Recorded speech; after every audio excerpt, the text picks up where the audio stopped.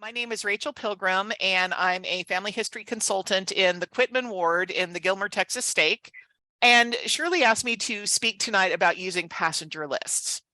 I am going to start with a disclaimer. I am a lazy family historian. I love doing my family history from the hints that come into my ancestors, boxes that show up in my lists. I don't do a lot of real digging because I found that the hints are rich enough for the work that I'm doing right now that it's answering most of the questions.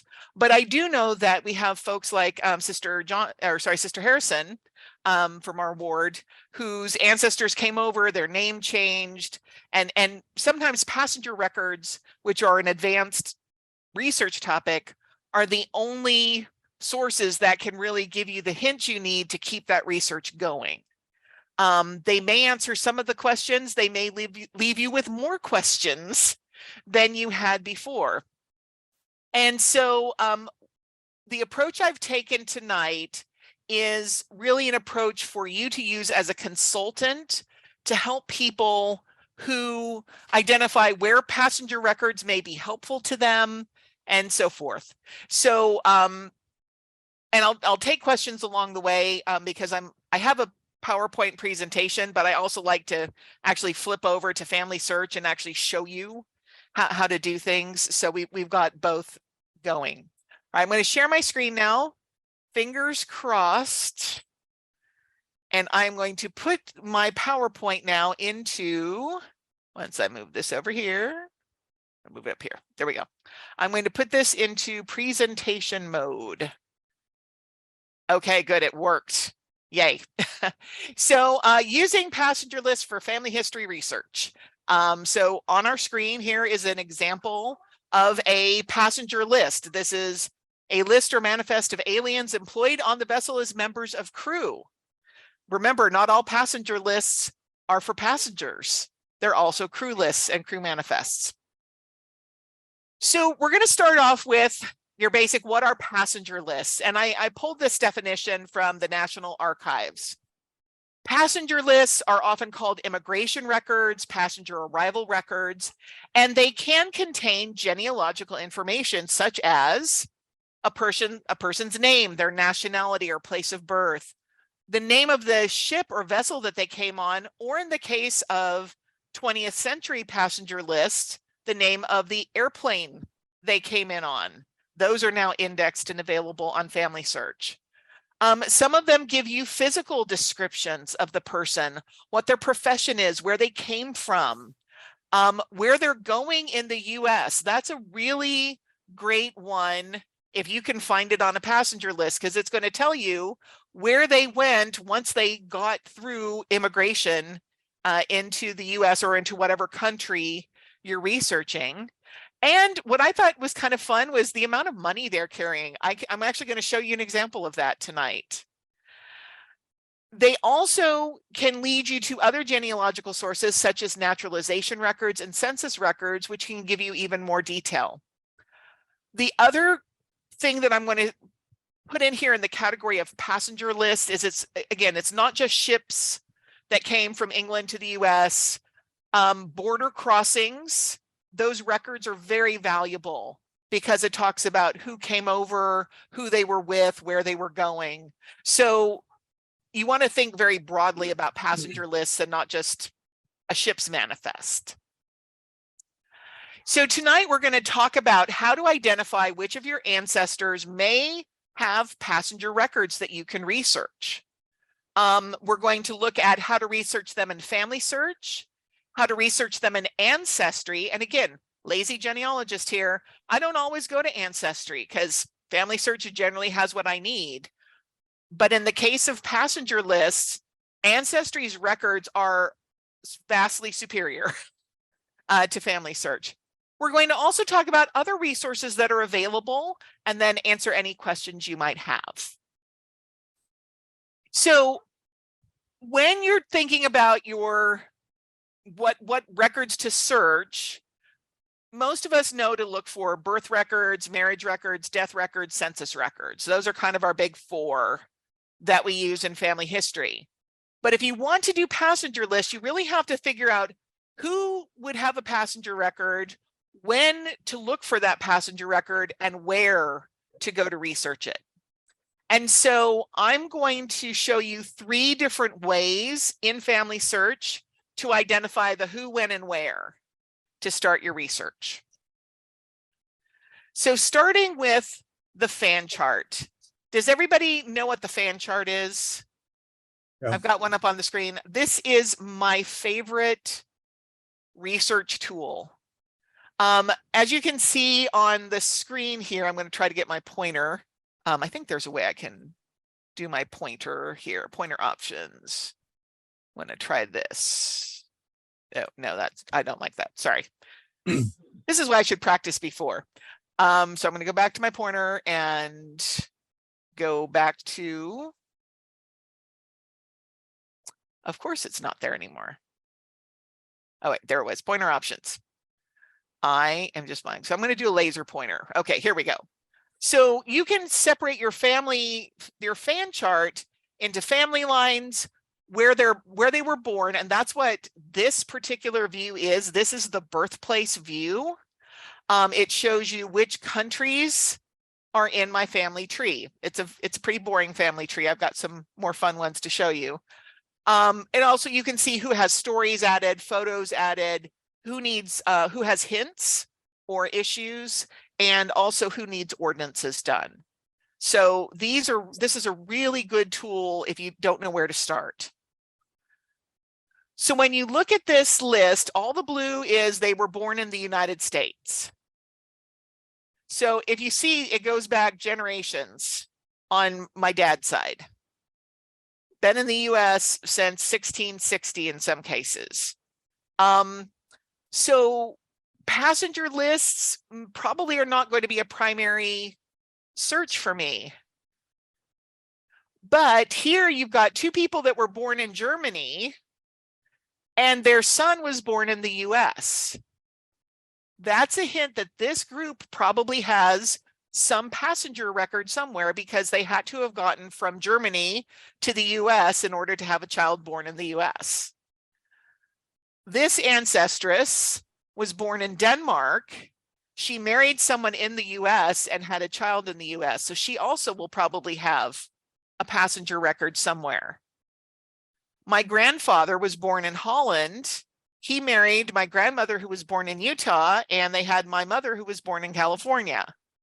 Again, he's probably going to have a passenger record somewhere, as is my great-grandmother, Sarah Jensen, who was born in Denmark. So does that make sense, how I'm using this fan chart to identify the who and then the where? So the where is Germany to the US. Now, this may be England to Australia on your family chart, on your family tree. It may be Canada to Singapore. It could be Canada to the US. So most of us here in the US, we're probably going to be looking for passenger records coming into the US. My husband's family is from Mexico, and we want to try and find the passenger records for the people that came from Spain to Mexico, or Nueva España. And so, just think broadly again. Now here's 2 other views. So this is my grandfather that we saw in the first chart. You can see, as far back as we can see, his ancestors were in Holland.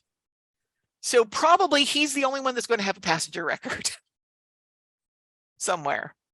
Whereas this is my husband's family tree, and you've got United Kingdom, you've got Scotland, you've got Mexico, the United States, you've got Spain in some cases, England, it's just kind of all over the map. So he'll probably be a more target-rich environment for passenger lists.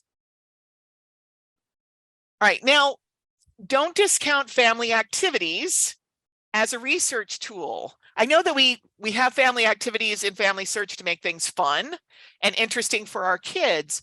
But if you go to the Where Am I From activity on your family chart, you're going to get a view like this, where you can show them how many generations you want to see. I usually max out, I do the 8. And you can see everyone on your list, only converts to the church, on your list, so you can see who your pioneer ancestors were, or you can see who your immigrant ancestors were. And so it's a visual way to show you that you had a few people, 4 people here up in the United Kingdom and Scotland that emigrated. You had 7 people from the Germany, Denmark area. I've got, and then they landed over in these places. And you can actually drill down and see who they are and go right to their family tree person view. So again, this kind of shows you, and there's some, I don't remember if I put it in. No, I didn't. I've been changing around my presentation a little bit, but oh, now it decided to go a little bit nuts. Okay, well, let's see if I can get it to move over here. But go back a slide. Oh, there we go. So the where am I from is another good place to give you the who and the where. Where are they looking from? Because you'll want to know kind of where they were coming from and where they were going to, and about when, in order to find the right records. And then finally, the ancestor timelines. Now, as I said at the beginning, I'm really big into using the hints. I try to attach every hint I can, and I try to add the events that come with those hints. So I may see an immigration event from a census record, because many of the censuses, especially from 1900 on, asked people, when did you emigrate to the US? And they would give them a year. Now, the year was from their recollection, and so you may find that the 1900, the 1910, and the 1920 census all give a different year, but that at least gives you a range. And so so adding custom events can really help you identify the who and the when. In this case, this ancestor had an immigration event in 1893. And it shows you who attached that source. So I know that this person was born in Denmark in 1890. There was an immigration event that they said was 1893. And by 1920, which is the first census I can find this person on, they were in Utah. So this gives me a from and a to and a when to start my research. Where my wife was born. Oh, in Denmark? No, Price, Utah. Oh, Price, Utah. Yep. My grandmother was born in Castlegate, Carbon County, Utah. So probably a little bit smaller hamlet around there. And yeah, because her husband was actually in the railroad. So you can see that they lived all over. That's what her father did. In fact, I went there and visited, and I told her, I said, Price, Utah, that's a good place to be from. Yeah, if you kind of like that deserty, mountainy look, it's not too bad. Definitely not the green of East Texas, though. My grandfather was from Price. Oh, okay. So yeah, it's a small world. He retired from the railroad. Okay, yeah. Railroad and mining were real big there. All right, so has anybody used their about pages on their ancestors? Yes. These are fairly new, but they're wonderful because they will generate a brief life history, or they will take whatever you've typed in to display. They'll show you who the parents and siblings, spouse and children, any photos and memories. But the timeline is what we're interested in. Because again, if you're attaching those sources and you're adding those events to the person's record, it can give you a really nice timeline that helps you hone in on the when and the where, or the in-between places. And so, in this case, I'm looking at the map view of the timeline, and, Sarah Jensen, born in Denmark in 1893, immigrated at the age of 6. And then in 1904, her mother died and they were in Utah at that point. So again, it gives you kind of there's an immigration point from Denmark to the US. And if you draw a line here, it's probably going to give you the geographical area that you're going to look at for the ports. Now, if it was from Denmark, let's say, to Texas, you'd be looking at different immigration points, more than likely. Not always, but basically anywhere along this East Coast could have been a landing point for someone coming from Europe, Whereas somebody coming from Japan would land somewhere along the West Coast, and we'd want to look in those ports for entry all the way up into Canada, because some people came to Canada and then came down to the US as well. That's your question? I'm sorry? Ask you a question. Oh, sure. When you start looking at ports, say along the East Coast, Mm-hmm. are there certain timelines that ports were there and then they disappeared? Stuff like Yes. that. Is there a way of knowing where ports would be so you know where to look? Yes, exactly. So there are, I would say that for that to know what ports are were available. So for example, Ellis Island, the most famous port in our country's history, I think it was only open about 20 years.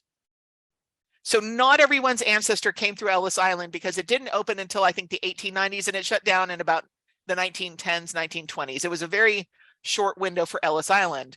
Whereas the port of Philadelphia, which I never consider a port, but there is a port of Philadelphia because of the rivers that are there, that has been a port since the country's founding. The port of Boston since the country's founding, the port of Baltimore, you know, those right on the coast, you know, and ports in New York. So New York was always a landing spot, but Ellis Island itself had a limited history. The National Archives would be the place that I would go to see what the ports are and what their dates of operation were. They would have the most complete information for US ports. Good question. Okay, so we're going to move on. So this is another one of my Danish ancestors that we looked at. She was born in, I just love it. She was born in Middelfart in Denmark. She was born in 1872. Her father died in 1874, and she immigrated in 1876 with her mom. I assume she went with her mom. I assume they didn't put a 3-year-old, you know, 4-year-old on a ship by herself. And then, you know, 4 years later, she's in Luck, Wisconsin on the 1880 census. So I have kind of a window to look for immigration records on her. And this one, when I looked at the timeline, I think there's this hide route, show route. And so on the first one I showed you, I had hidden the route, and this time I'm showing the route. So it kind of shows you from from a timeline perspective where they went from, kind of where they landed in terms of records that you already have in your person's profile. But what it's missing here is where they landed, because she did not go from Denmark to Wisconsin. There's an immigration event somewhere in here that I need to find that would add another hop in the journey. Okay, so we're going to dive right into using Family Search to look for passenger records.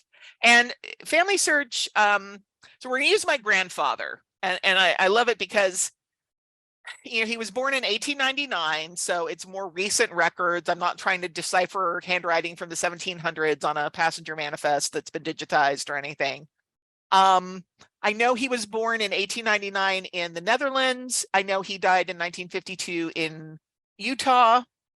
And, you know, just like any other person in Family Search, we can search records from Family Search, Ancestry, or any of these other places. Again, Family Search is my go-to, but Ancestry, much better for records. And because I've done a lot of work on him, if you notice, he's got 18 sources attached. So there is an immigration event from a census record that shows immigration in 1903, plus a custom event in 1903. I cheated. I actually know he went through Ellis Island. But if I didn't know this custom event, if I just know that there was immigration in 1903, I would say, okay, he was in Holland in 1899 when he was born. He immigrated to the US in 1903, but I don't know where. And then he landed in 1910 in South Dakota. So I've got kind of a trajectory that can help me start looking. So chances are this is not going to be a West Coast immigration. Chances are this is not going to be a Southern Coast immigration to the US.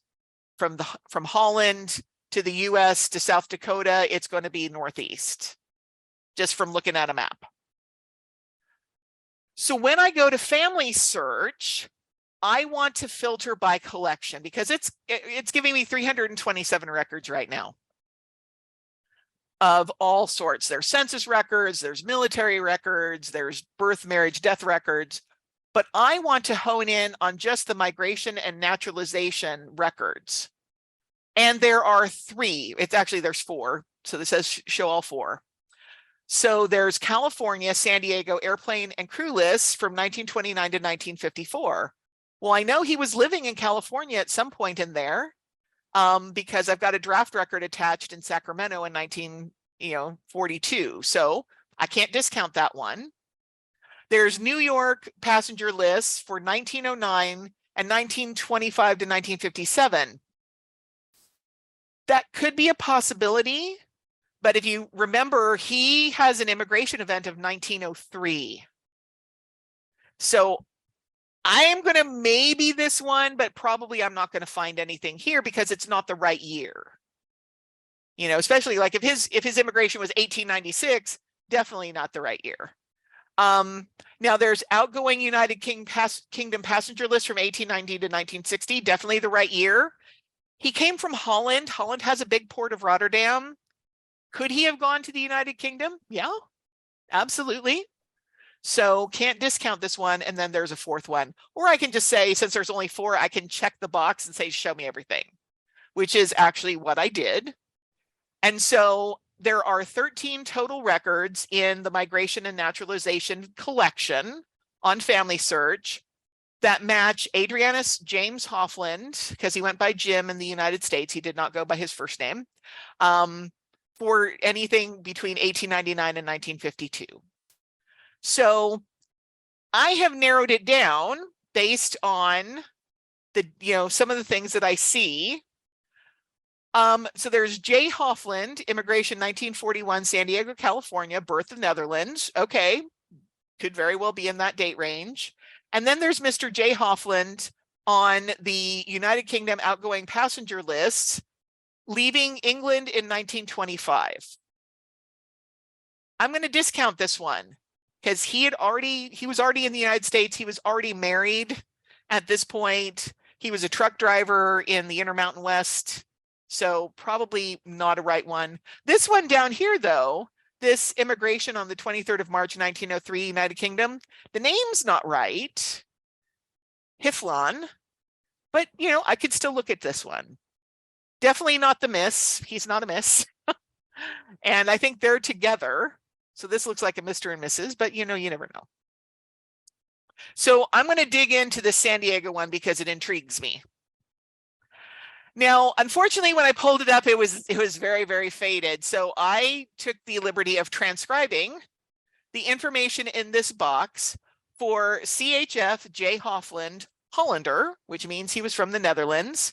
Passport issued August 27th, 1940. It expires August 27th, 1942. It gives me the passport number.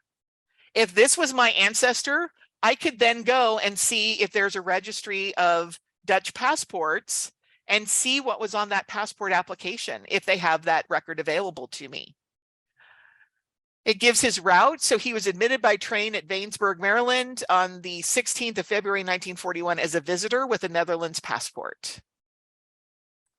So last name's right, even spelled right. J, he did go by Jim. Probably not my guy, because in 1941, he had a family in Utah or California, I don't remember which, and he probably wasn't flying back and forth in San Diego. But this is the type of information you can find on a passenger list. And what you're going to find 9 times out of 10 is it's not your person. There's something in there that just says, okay, they're not mine. So it's a process of elimination. So I can say, okay, I checked this one, not him. It's not him. Okay, so any questions about the family search process? Filtering down to the collections, how to take what you know to find the timeframes and make educated guesses. Okay, so now we're going to get into the fun stuff. Ancestry. Again, their collection is vastly superior in terms of passenger lists. So if you are a member of the church, of Jesus Christ of Latter-day Saints, to honor President Nelson there, you can sign up for a free ancestry account through your family search account. And that will give you access to all of these records. If you haven't done that, we can show you at the end how to go into your profile and create an ancestry account and get it linked up so that you can search records right from family search onto Ancestry. Okay, same guy, my same Adrianus James Hoffland, also went by Jim. And we're going to go this time to search records with Ancestry. Now, Ancestry has it's got a much different user interface here. So on the left are some quick pieces of information on whether you're doing a broad or an exact search. So Adrianus is a broad search. Hoffland is a much more exact search. 1899 is a broad search. For some reason, they consider in Tienhoven, in the Netherlands, a broad search. Bless their hearts. He was married in 1936 in Washington. He died in 1952 in St. George. He's male. His parents were Leendert and Alchie Hoffland. His spouse was Ruby Hoffland, his children. And here's the 1,175 records Ancestry suggests for me. I can browse this by collection, or I can filter down by collection here on the left, and that's what I'm going to show you tonight. So when you filter down, you can filter by census lists, birth, marriage records, military, immigration and emigration, and so forth. This is the one we want. And so when I get to immigration and emigration, one of the subcategories is passenger lists. And I can either search all passenger lists or I can expand it out. And this is again where the process of elimination comes in. California, US arriving passenger and crew lists. Okay, we looked at one of those from Family Search. New York State, 1917 to 1967, a little beyond his immigration date. Passenger lists, 1500s to 1900s, that's a good option. There are 6 potentials there. There's 13 in New York, including Castle Garden and Ellis Island. And then there's Guam. I can probably eliminate Guam. Canada, I could do that, Massachusetts and so forth. So I could probably eliminate Sweden. I doubt he went from Holland to Sweden to the US. Holland to UK to US, yeah, possibly. Probably not to Sweden. But there's another way you can refine this. You can refine it by where the record is located or by record date. Now remember, I have a pretty good idea of when he came. Even if you've got a broad range of like 20 or 30 years, you can still refine the records by record date. And so that's what I did here on the next page was I refined it down to the 1900s. And for passenger lists, for this search criteria in the 1900s, it gave me 2 options. So made my search a lot easier. I don't have to slog through 1,137. I don't even have to slog through 195 or whatever it was. I've got 2 choices here. One is Western Australia, crew and passenger lists for an A. Hoffland whose origin is British in 1906. Probably not him. So I'm going to strike that one off my list. But this one, New York passenger lists arriving at Castlegate, Ellis Island, right date range, right name. Birth date's a little squishy. He was born in 1899. They said about 1901. Okay, it's within 2 years, so not too far off. They departed from Rotterdam in the Netherlands, in Holland, and arrived 17 November 1903, New York, Ellis Island. So let's go take a look at this record. So when you select that record, it's going to come to this view in Ancestry, and it's going to give you a lot of information. But here you can go in and actually view the physical record. You can look at an image of the ship if they have one.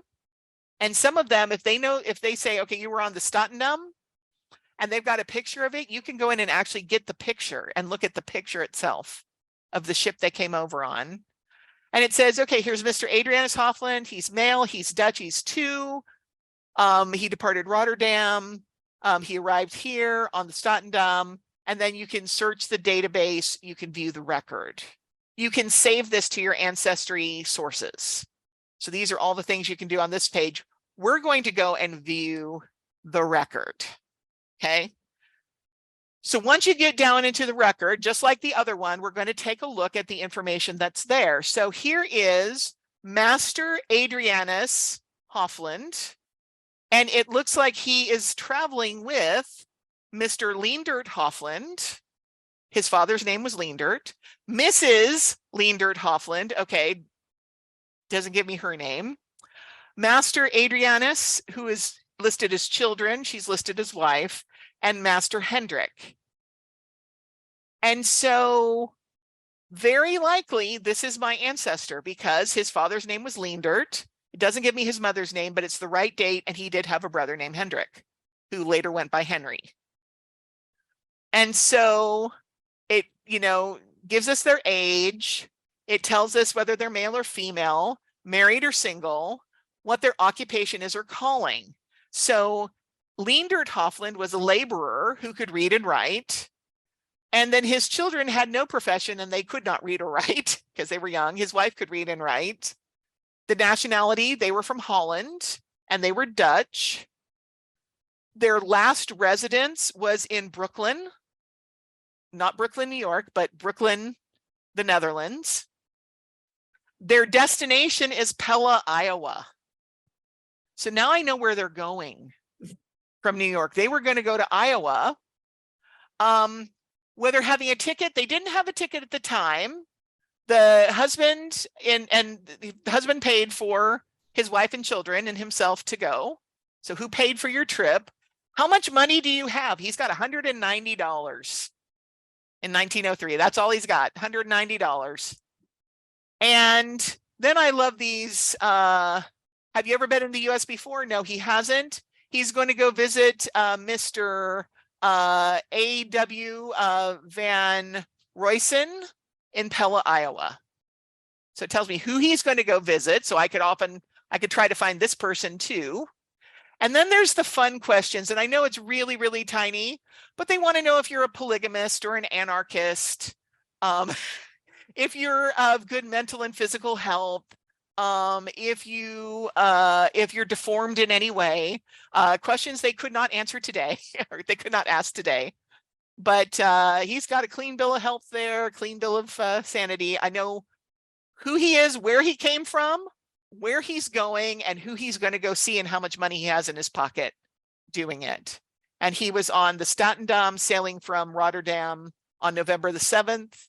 And it arrived at the port, as we know, on, I think it was November 17th. So it was like a 10-day voyage. So all of that can be available on your passenger list if you can get to them. So that's why the searching and narrowing down your search is so important. And I'm always one that recommends you start narrow and broaden out from there if you can't find what you're looking for. Okay. So questions on ancestry.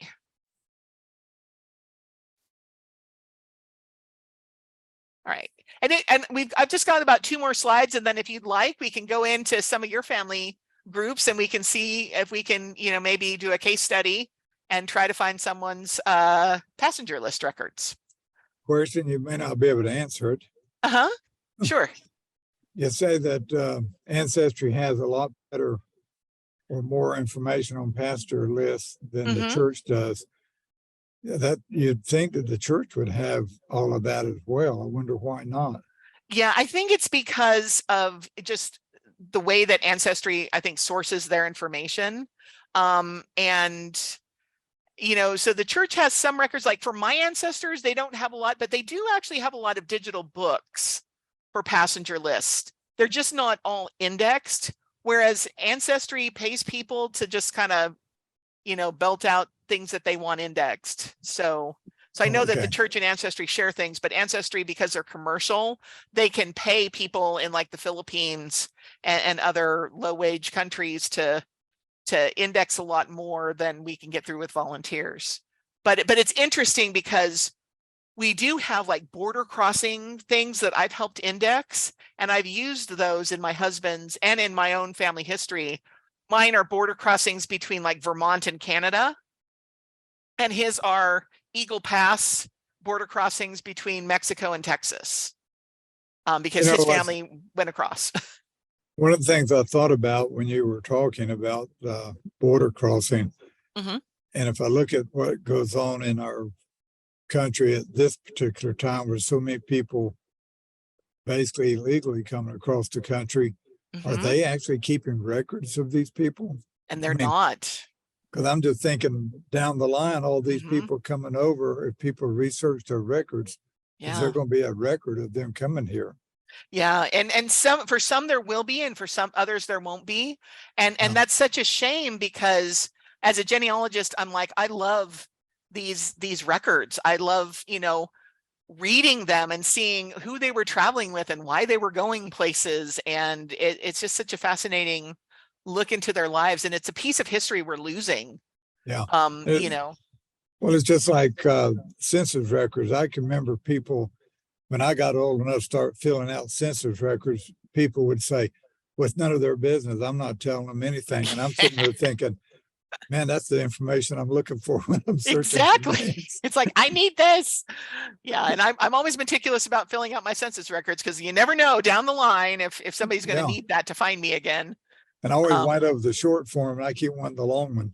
Yeah, exactly. And that's why I love Catholic Church records. They're one of my favorite records to research, because they're so meticulous. They tell you everybody that was at the baptism and what their relationship is. And I'm like, I love you.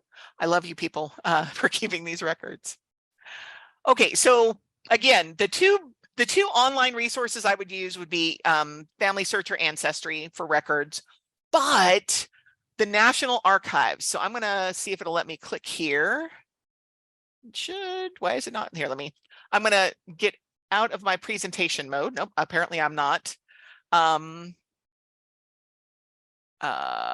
Discard. Okay, here we go. So I'm going to see. Okay, now that I'm not in presentation mode, it will let me share this with you. So the National Archives, they've got immigration records, naturalization records, visa records, alien files, enemy alien records, passport. They've got a ton of what they're calling passenger arrival records that you can look at. You can also go to National Archives locations. There's one in Fort Worth. And you can look at the online research tools, the National Archives catalog, and so forth. But here, you can see the passenger arrivals records 1538 to 1819. 1538 to 1819. I mean, it's incredible. So it says this is what they do, and they've got like arrivals at New Orleans 1813 to 1819. They don't have Philadelphia for this periods of time, but they'll tell you what they do and they don't have. And then you can, get started, find a topic. But the passenger arrivals lists, you can search via the National Archives catalog. You can do FOIA requests to get information. So there's a lot you can do with the National Archives.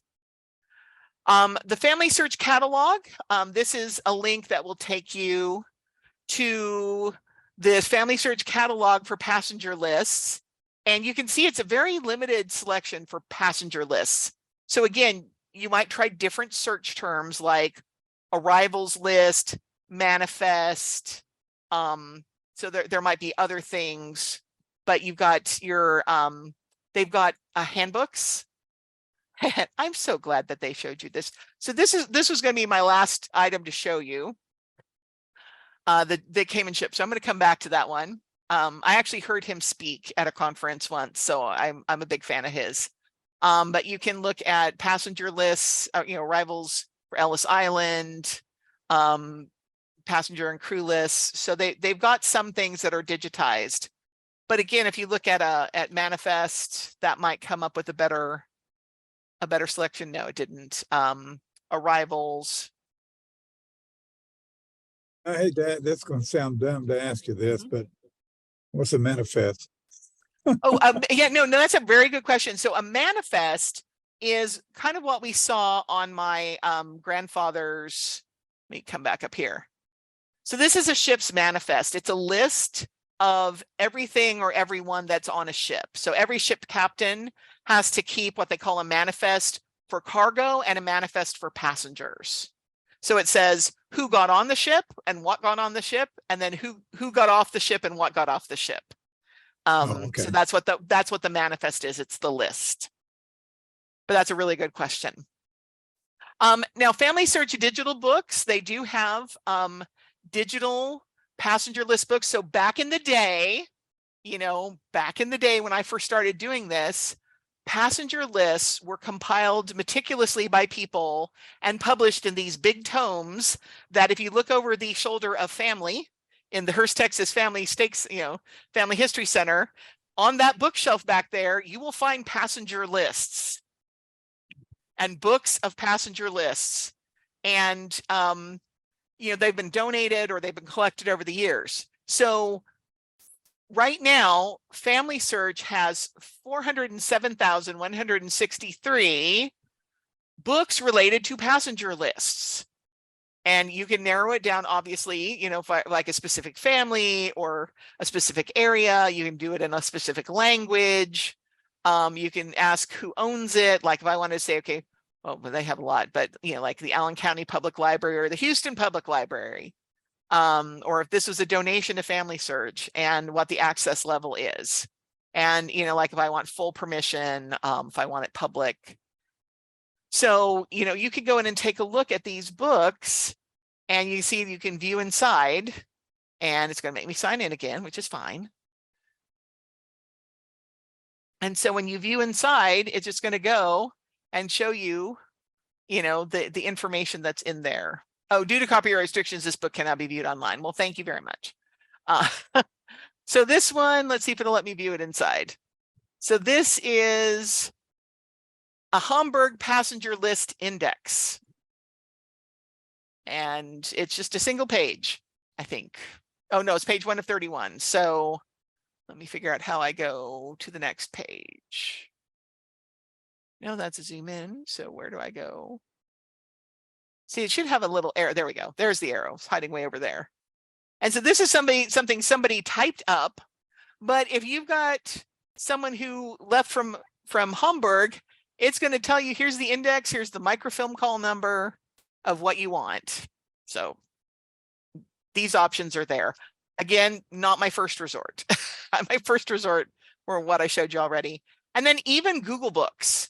You can go to Google Books, and if you say, I want to view something with a full view, that's going to show you everything that's been digitized in the public domain, passenger lists of vessels arriving at Baltimore from 1820 to 1891. And it's going to tell you their ships arriving at Boston. So some of these are even out on Google Books for you to use. And public and university libraries always have print versions of passenger lists for different areas depending on their collection. So the last thing I want to share with you is there is a book that gives you more information on researching using passenger lists and what you can do with it. Like I said, I heard Dr. Coletta speak at a family history conference back in the 90s in San Diego. I think I own the book. It's somewhere in my mess of an office, but they came in ships, a guide defining your immigrant ancestors' arrival. And if I remember correctly over here, oh, wait, wrong one, wrong. Where's they came in ships. So this is a print version. So if you're near the Family History Library, you can check it out. You can also see if your local library has a copy or if they can get a copy through WorldCat, if you want to check it out. But it's a good book about researching passenger records. All right, I think that is the end, except for my questions picture. And Shirley, I'll send this to you after we're done. I'll go ahead and reply back to the invite for tonight with the PDF, so that you've got it for Sister Johnson, and we can put that. And Shirley, if you want it to, I can get that to you. And so, questions? Do we want to try to find somebody?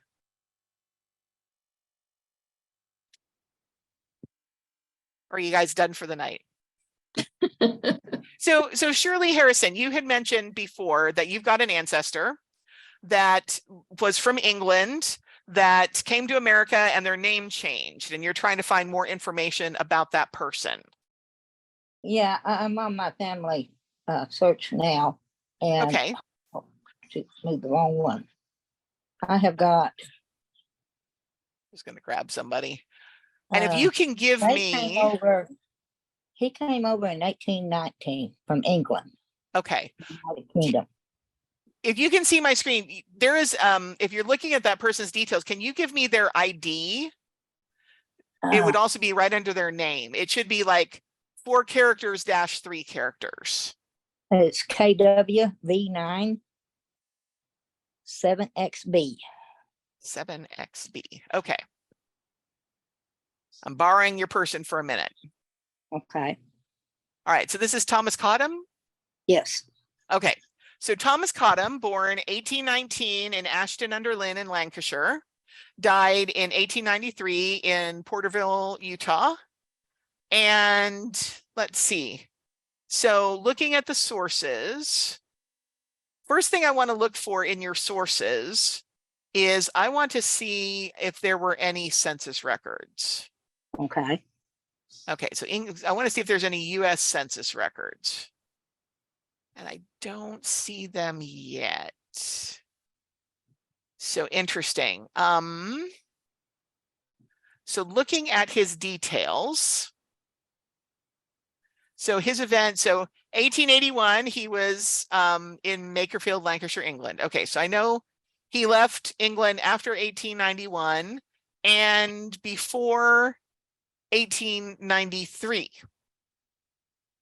Or before 1881 to 1893, because in 1881, I know he was still in England. And in 1893, I know he was in Utah. Okay, now here's another ancestor before him. 1839 to 1918. Okay, what's the ID? L668 8RL. 8RL. Okay. But it shows they're still in England, it looks like, or was still in England. Okay, yeah. So this one was born in the same town, Ashton, Makerfield, Lancashire, England. Well, no, and so in 1839 and then in 1918, they died in Stone, Oneida, Utah. So let's see what. So I know he was in Lancashire in 1851. I know he was in Lancashire in 1861. So those are things that I know. So sometime between 1861 and 1918, he would have emigrated to the United States. And so, and let's see, the marriage place is, okay, Lancashire. So that's the other, one of the other clues. So let's take a look at the about page. And so we've got residence, we've got marriage, birth of a child, residence, birth of a child, birth of a child, death of a child, birth of a child, death of a child, parents, and 1910 census. Okay, here we go. Let's take a look at this one because it's telling me that in 1910, he was in, let's view the record, see where he was in 1910. So 1910, and sometimes you have to actually use your own person sources to kind of get that clue. He was in Oneida, Utah, or Oneida, Idaho. Okay, so what was the last name? His last name? Yeah, I forgot what his last name was. Was it Cottam? okay, T-T-A-M. Okay. All right, so here's Thomas Cottam, at the head of the house. He's 70 years old. He's widowed. He was born in England. His parents were born in England, 1886. Okay, so 1886 is the year of immigration to the United States and whether naturalized or not. So 1886, and he is a naturalized citizen at this point. So, all right, so I'm gonna have to write this down because my brain isn't. So 1886 immigration He is naturalized. And let's see when he was last in. So he was last in England that we know of Mhm. in 1861. So sometime between 1861 and 1886, so he came to the United States in 1886. Right. Sorry, I have to talk myself through it, Gracely. So let's go to Ancestry and let's see what we can find. So we're going to look for immigration and emigration records. And the difference between immigration and emigration is whether you're coming or going. An immigrant is somebody who comes into a country. An emigrant is someone who leaves a country. So emigration records are your departure records. Immigration records are your arrival records. Okay. So we've got immigration and emigration books, but let's look at passenger lists. So if you see, there's only 11 to choose from here. And let's go ahead and let's say, I just want the three that are, oh yes. So emigration, emigration is departure. Oh, okay. So there are people who leave a country, they emigrate from. An immigrant is someone who comes into, it's an arrival. So you can look for both departure records for emigration and arrival records for immigration. And obviously the departure records are going to be in the country where they left from, and then the immigration records are the country they arrive in. But you may find different information between the two. You know, they might have been keeping track of different things for people. Why are you leaving the country? Versus why are you coming in the country? Okay, so we've got, I'm just going to leave it in the 1800s. So we're going to say, I want passenger lists in the 1800s. And so there's a Mr. Thomas Cottam, whose residence was Morecambe. He arrived, and we can view this one. This one is New South Wales. Okay, he didn't go to Australia, so we can eliminate number 2. And then there's a Thomas Cottam, born about 1839, departed Liverpool, England, and arrived 7th of July, 1886 in New York. So surely this is most likely his record. Okay. So he's male, he's English. He was born about 1839. He departed in Liverpool. And since he was from Lancashire, Liverpool is in Lancashire in England. So Liverpool is a very logical departure port for him. And you notice it also stopped in Queenstown, Ireland. So it kind of just hopped across the strait there between England and Ireland, picked up some more people, and then came to New York. He arrived the 7th of July, 1886 in New York. The ship's name was the Nevada. And let's go ahead and view the record and see what we can find. All right, and there he is, number 7 on the list, Thomas Cottam, 47. He's a laborer. He's with Anne, his wife. So who was his wife? Oh, look, Annie Green. Yes. So Anne, his wife. And then they had an infant named, oh my goodness, this is really tiny. Sorry. I'm feeling very old right now. I'm trying to zoom in on it, and it's as zoomed in as it's going to get. Okay. So they've got an infant named Christiana. They've got an infant, and then it goes on to the next family. So there's just the 3 of them, Thomas, Annie, and somebody whose name I can't figure out here. Well, there's possibly Christiana Cotton. Yeah. In 1878 to 1878. Okay. All right. And see, I don't, okay, yeah, there. So yeah, so that's their, okay, sorry, I was looking at the wrong one. So yeah, so they were with their infant.